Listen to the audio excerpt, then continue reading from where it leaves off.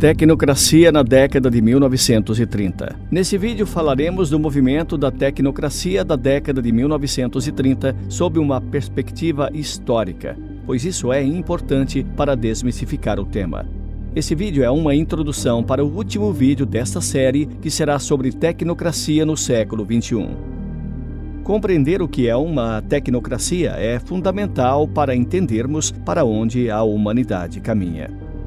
E para entendermos como se chegou ao movimento da tecnocracia na década de 1930, vamos retroceder e, partindo da Idade Média, percorreremos brevemente a história da industrialização até o ano de 1930, quando se inicia o movimento da tecnocracia.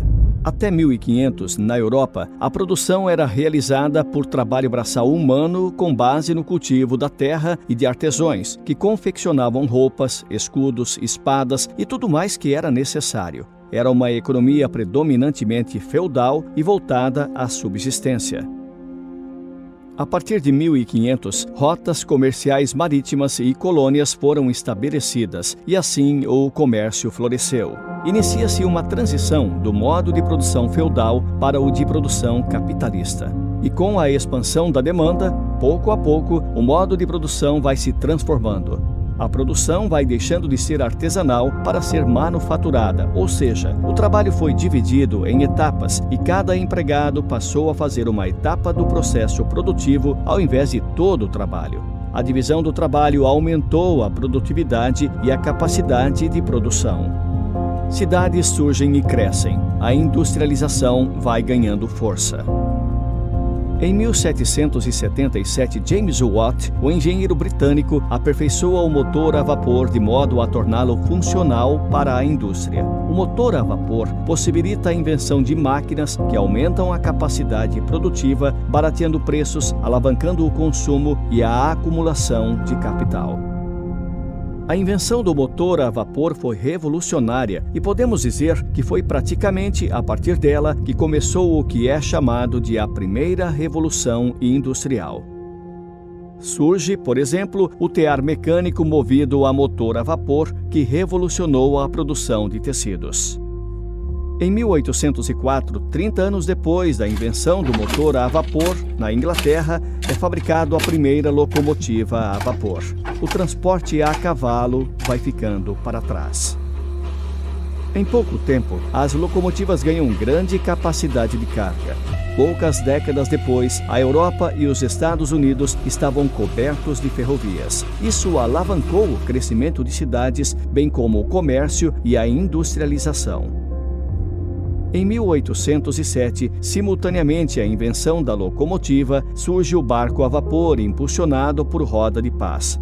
Foi o barco Clermont, inventado pelo norte-americano Robert Fulton. O Clermont percorreu 200 quilômetros pelo rio Hudson em 32 horas.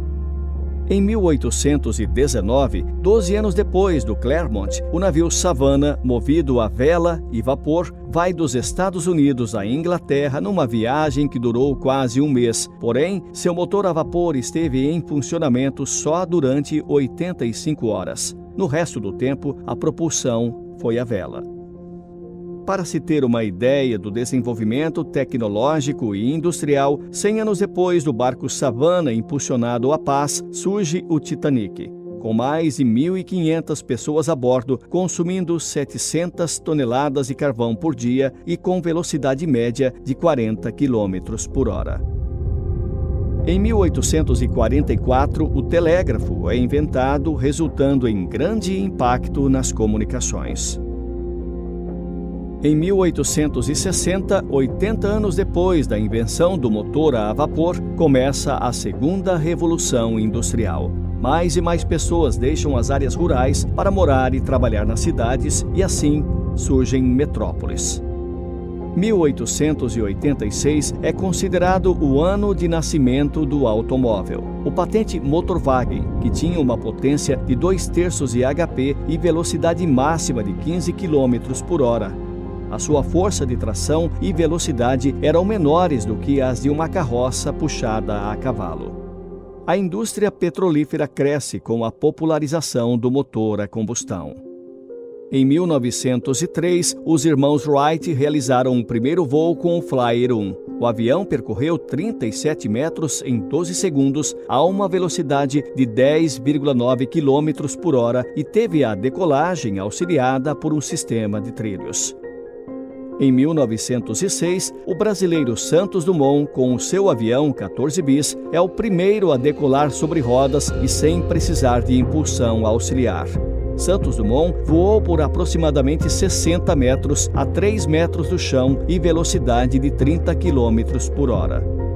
A partir de 1900, a popularização do uso da energia elétrica deu enorme impulso ao processo de industrialização. A indústria do aço ganhou impulso e tornou-se um dos pilares do progresso.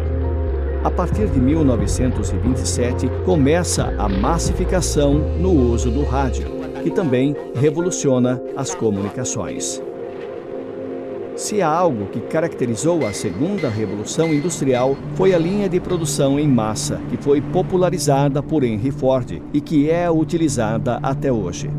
Em 1913, Ford implantou a primeira linha de montagem de carros e um carro que demorava 13 horas para ser fabricado passou a ser fabricado em 2 horas e meia.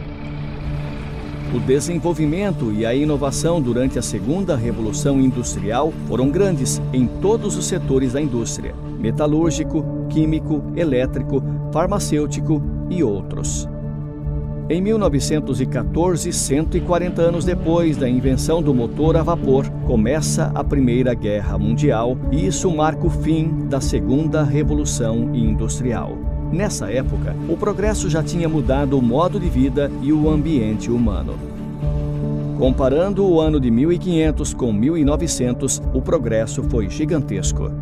Em 1900, a confiança depositada na ciência e na tecnologia eram enormes. E aqui começaremos a falar sobre tecnocracia, que tem como base a ciência, a tecnologia e a indústria. Por volta do ano 380 a.C., 24 séculos atrás, Platão escreveu a República, que gira em torno de uma cidade ideal governada com base no conhecimento filosófico. Em A República, Platão escreveu: abre aspas, os males humanos não cessarão antes que puros e autênticos filósofos cheguem ao poder ou que os governantes das cidades, por uma divina graça, ponham-se a filosofar verdadeiramente. Fecha aspas. Para Platão, o conhecimento requerido dos governantes é a filosofia. É um governo de sábios. Porém, em 1820, 2 séculos atrás, o francês Saint-Simon, filósofo e economista, propôs uma sociedade gerida pela ciência.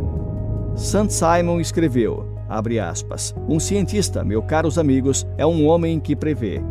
A ciência é importante porque fornece os meios para prever e os cientistas são superiores a todos os outros homens. Fecha aspas. Para Saint-Simon, o conhecimento requerido para se governar é o dos cientistas.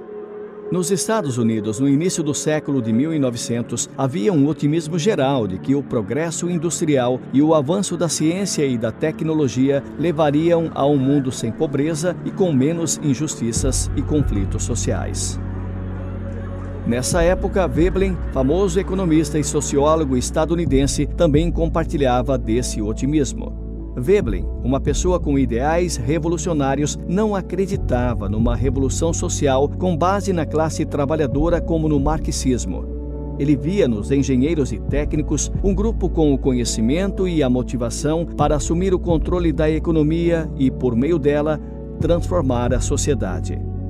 Veblen acreditava que uma sociedade industrial sob a condução de engenheiros e técnicos, ao invés de banqueiros e homens de negócios, seria mais justa e produtiva. Em 1918, no final da Primeira Guerra Mundial, Veblen foi apresentado a Howard Scott, um engenheiro estadunidense que falava de uma economia gerida com base na ciência, ao invés de nas finanças e leis de mercado. E isso alimentou as esperanças revolucionárias de Veblen.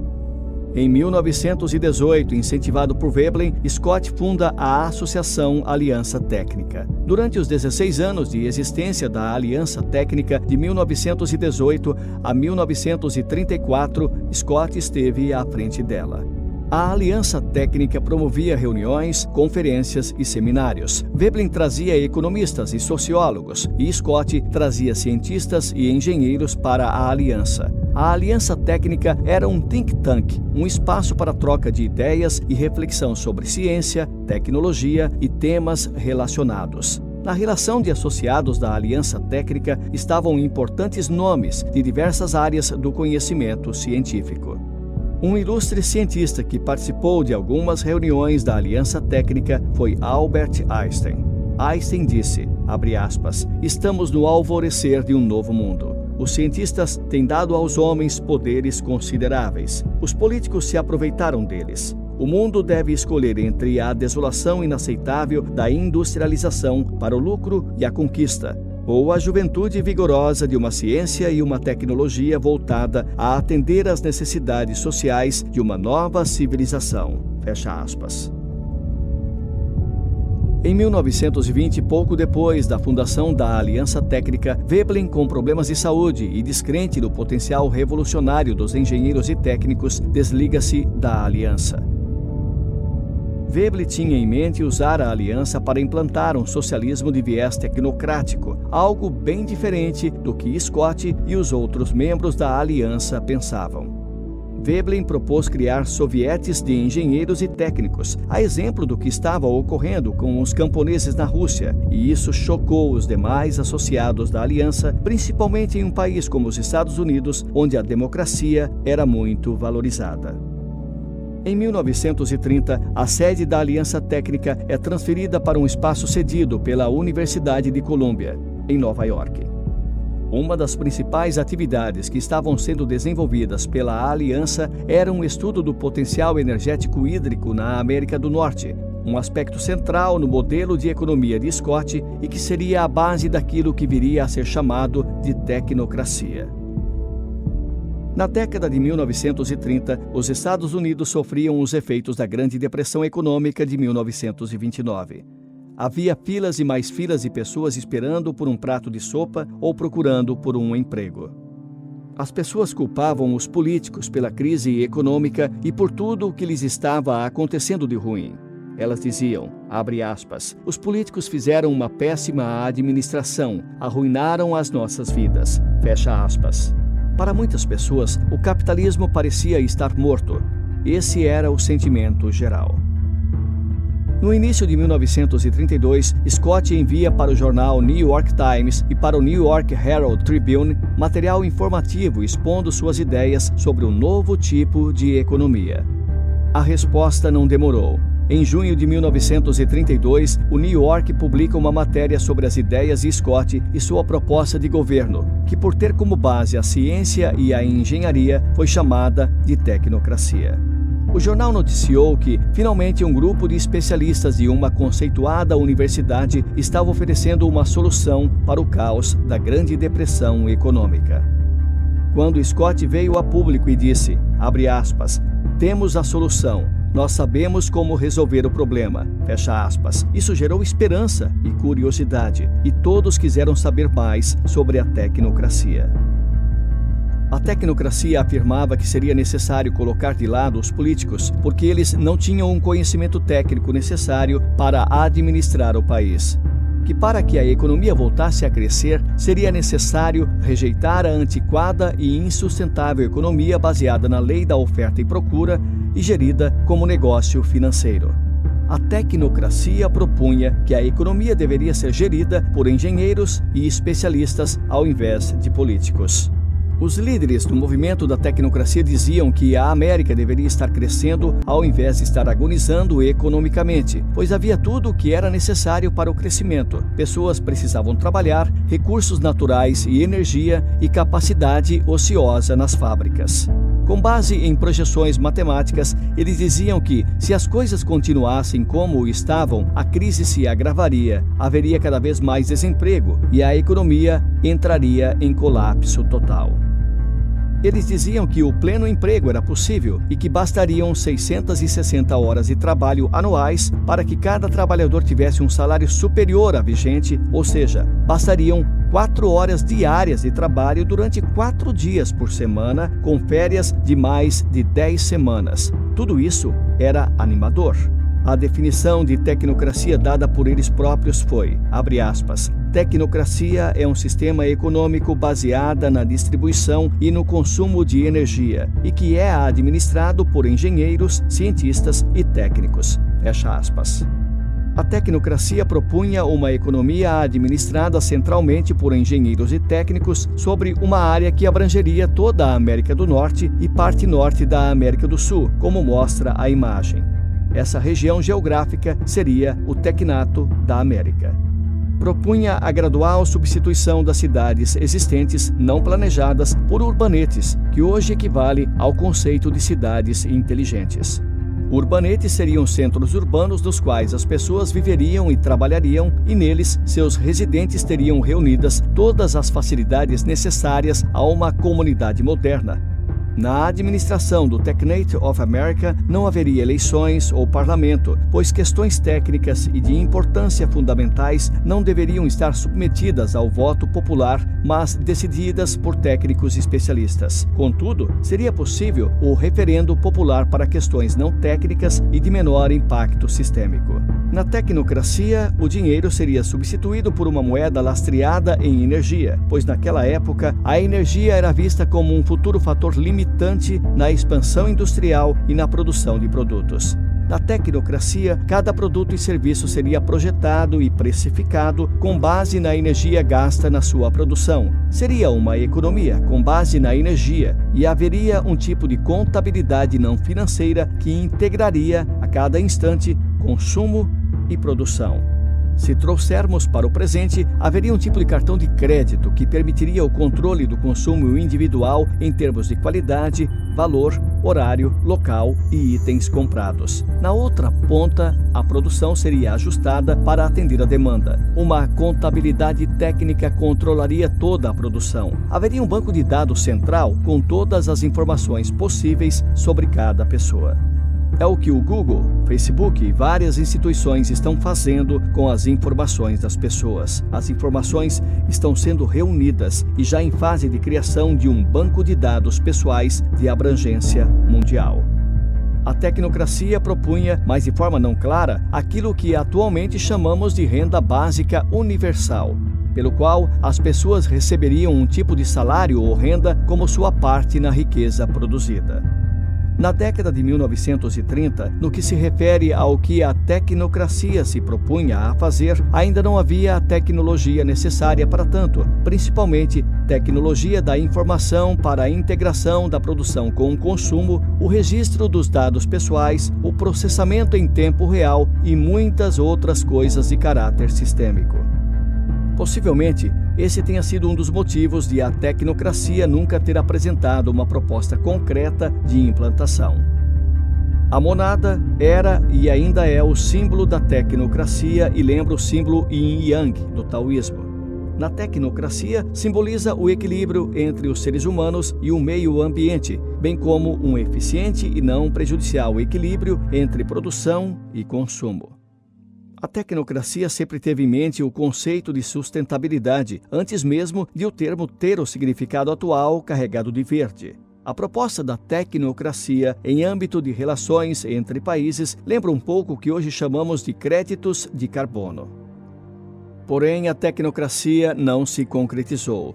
Quando ficou evidente o aspecto revolucionário da tecnocracia em relação às instituições e ao sistema democrático dos Estados Unidos, quando ficou claro que a proposta da tecnocracia ia muito além de apenas tirar os Estados Unidos da depressão econômica, a elite e a mídia da época começaram a criticar e a minar a imagem da tecnocracia. O movimento foi chamado de a Revolução dos Engenheiros.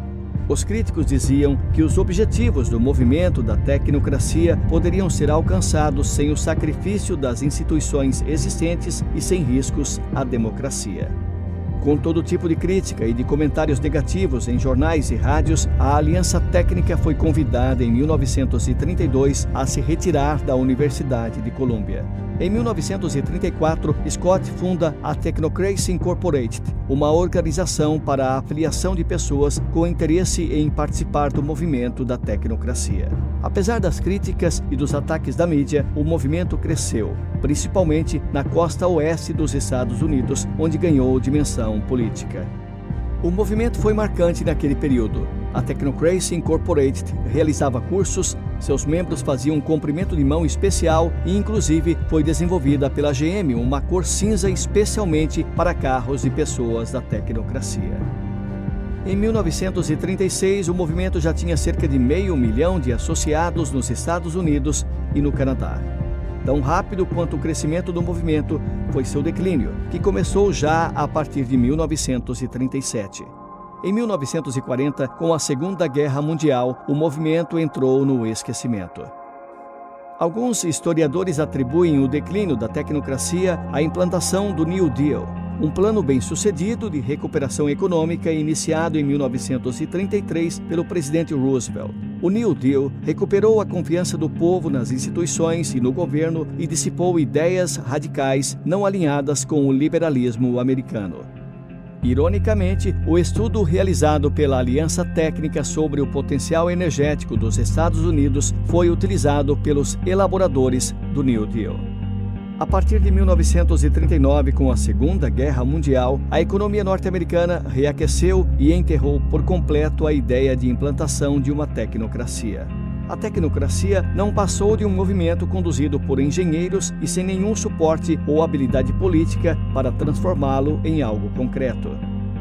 No entanto, o New Deal e o início da Segunda Guerra Mundial não foram as únicas causas do fracasso da implantação da tecnocracia, pois a falta de propostas e resultados concretos, bem como a inabilidade política de lidar com as situações, minaram a credibilidade na tecnocracia. O movimento desapareceu, porém, a Technocracy Incorporated ainda existe e mantém um site com um boletim mensal e ainda realiza reuniões de associados. O material e a documentação que restou da tecnocracia foi entregue por seus líderes para a biblioteca da Universidade de Alberta, no Canadá. Uma curiosidade: o avô do famoso mega empresário Elon Musk, Joshua Haldeman, foi o líder do movimento da tecnocracia no Canadá. Elon Musk é um defensor do transhumanismo e da tecnocracia. Ele é um mega investidor na área de ciência e tecnologia e investe em tecnologia ligada ao transhumanismo. Um ponto importante é que devemos distinguir entre uma tecnocracia de fato e um governo suportado por tecnocratas, que é o caso na maioria dos países. Uma tecnocracia é um sistema completo de governo, enquanto que um governo tecnocrático pode assumir diversas formas, como, por exemplo, a da democracia ou de regime comunista. O movimento da tecnocracia de 1930 surgiu em uma época em que a tecnologia engatinhava, quando o impacto da tecnologia sobre o cidadão se resumia apenas a consumir produtos como carros e eletrodomésticos. Atualmente, a situação é bem diferente, pois a vida humana e a sociedade têm como eixo central uma dependência muito maior em relação à ciência e à tecnologia. A ciência e a tecnologia estão definindo a vida humana e o futuro da humanidade. Embora o movimento da tecnocracia da década de 1930 não tenha se concretizado, dele é possível inferir algumas lições interessantes. 1. Uma tecnocracia fundamenta-se na ciência e tecnologia. Suas decisões são técnicas e, por serem técnicas, são decisões feitas exclusivamente por cientistas, engenheiros e técnicos. 2. Nela tudo é moldado tecnicamente: os indivíduos, a sociedade, as instituições. 3. É revolucionária e requer uma reengenharia social. 4. Tem aversão a tudo que não tem como base a ciência e a tecnologia, por exemplo, democracia, capitalismo, comunismo, liberalismo, socialismo, etc. 5. Exerce forte planejamento centralizado. É por isso que o comunismo abraça o viés tecnocrático. 6. É potencialmente um inigualável sistema de controle social e tem um viés totalitário. 7. Sua economia não é contabilizada com base no trabalho, mas em termos de recursos e energia. 8. Considera o Criador como uma ideia supersticiosa e retrógrada. É indiferente à espiritualidade e à fé, desde que não se oponham ou se coloquem no caminho da tecnocracia. 9. É basicamente amoral. Sua limitação ética é a ciência. Produzir uma bomba atômica é visto como um progresso. Eugenia pode ser uma ferramenta de desenvolvimento, etc. Em adição a tudo que falamos, a tecnocracia tem como base o conhecimento científico, e conhecimento é um poder que pode ser usado tanto para o bem quanto para o mal. A tecnocracia leva o ser humano a ter uma visão materialista e naturalista sobre o mundo e a vida, que é a visão da ciência. Ela leva a um modo de vida banalizante, pois tem como eixo motor a tecnologia, que é voltada ao lado prático, utilitário e consumista da vida. E a vida humana é muito mais do que apenas ciência e tecnologia.